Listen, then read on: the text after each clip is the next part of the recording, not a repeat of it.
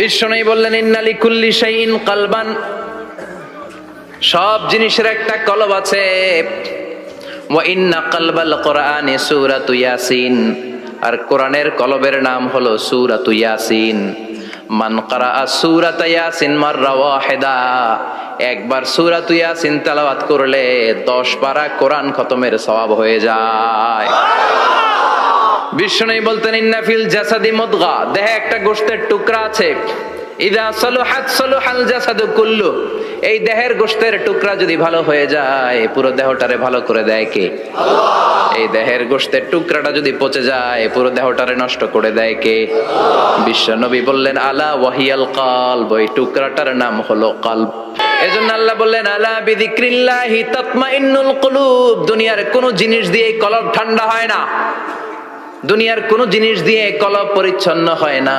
কলব শুধু পরিচ্ছন্ন হয় একটা জিনিস দিয়ে, লা ইলাহা ইল্লাল্লাহ, লা ইলাহা ইল্লাল্লাহু মুহাম্মাদুর রাসূলুল্লাহ সাল্লাল্লাহু আলাইহি ওয়াসাল্লাম। তাহলে কোরআনের একটা কলব আছে, আমাদের দেহে যেমনি কলব আছে, প্রতিটা প্রাণীর যেমনি কলব আছে, অন্তর আছে, কোরআনেরও কলব আছে না নাই? আছে। কোরআনের কলবের নাম চিল্লায় বলেন, কোরআনের কলবের নাম। আবার বিশ্বনবী বলতেন ইকরাউ আলা মাউতাকুম সূরাত ইয়াসিন, তোমাদের মুমূর্ষু ব্যক্তিদের সামনে বসে সূরাত ইয়াসিন তেলাওয়াত করো।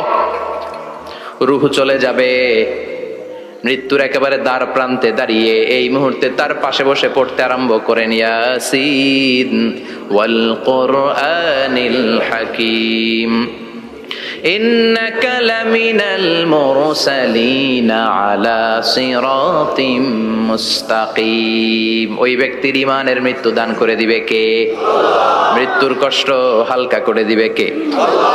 আবার বিশ্বনবী বলতেন রাত্রিবেলা যে ব্যক্তি একবার সূরাত ইয়াসিন তেলাওয়াত করে ঘুমাতে যায়, সকালবেলা নিষ্পাপ অবস্থায় তারে ঘুম থেকে জাগাবে কে? আল্লাহ। তাহলে এই সূরার মর্যাদা কম কম না বেশি বেশি? কলবুল কোরআন, এটা কোরআনের কলব, একবার পড়লে 10 পারার সওয়াব। আবার মুমূর্ষু ব্যক্তির সামনে বসে সূরা ইয়াসিন তেলাওয়াত করতে বলা হয়েছে, তাহলে মৃত্যুর কষ্টরে হালকা করে দেয় কে? আল্লাহ। আবার রাত্রিবেলা সূরা ইয়াসিন তেলাওয়াত করলে সকালবেলায় নিষ্পাপ বানায় দেয় কে? আল্লাহ। মনে থাকবে? কোরআনের কলবের নাম কি? ভুলে যাবেন না তো? বেশি বেশি তেলাওয়াত করতে রাজি আছেন? সকাল সন্ধ্যা তেলাওয়াত করবেন তো? সূরা ইয়াসিন ছাড়াও এই সূরার অনেকগুলো নাম তাফসীর গ্রন্থে পাওয়া যায়। এই সূরার একটা নাম হচ্ছে সূরাতুল কাদিয়া, সূরাতুল কাদিয়া, তাকদি হাজাতা কারিহা। যে এই সূরা তেলাওয়াত করে ওই তেলাওয়াতকারীর যে হাজত আছে, প্রয়োজন আছে, এই সূরার বরকতে আল্লাহ তার প্রয়োজন পূরণ করে দেয়। আমাদের জীবনে প্রয়োজন আছে না নাই? কার কাছে চাইবো? বিপদে পড়লে কারে বলবো? আমরা বিপদে পড়লে প্রথমে শেয়ার দেই ফেসবুকে। কোথায় শেয়ার?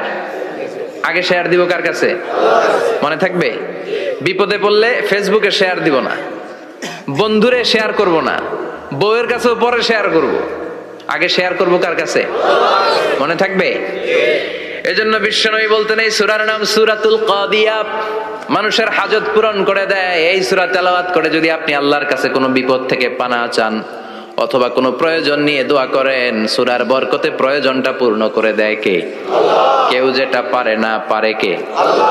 কেউ যেটা দেয় না দেয় কে? আল্লাহ। কেউ যেটা শোনে না শোনে কে? আল্লাহ। তাহলে পেলাম সূরাতুল কাদিয়া। আরেকটা নাম আছে সূরার, সেটা হচ্ছে সূরাতুল আযীমা, সুমহান সূরা। কি সূরা? সুমহান, আযীমা। এই আযীম আর আযীমা এই শব্দ দুইটা অনেক দামি, আল্লাহ যে কোনো জায়গায় ব্যবহার করেন নাই। বিশ্বনবীর চরিত্রের উপমা দিতে যে আল্লাহ আযীম শব্দ বলেছেন, তাই না? রব্বুল আলামিন বলেন ওয়া ইন্নাকা লাআলা খুলুকিন আযীম।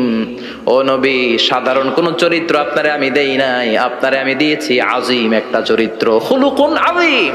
And verily indeed you are on a very good standard of character.